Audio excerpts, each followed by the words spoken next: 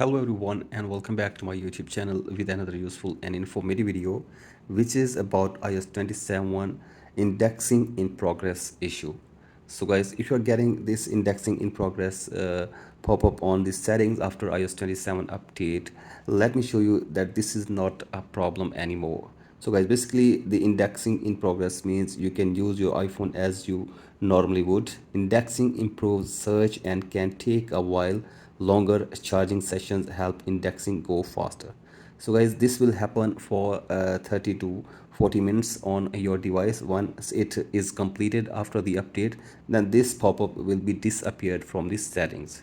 So guys, basically this is not an issue. This is just a process which starts after the updates, and after this once it is done, it will be automatically disappear.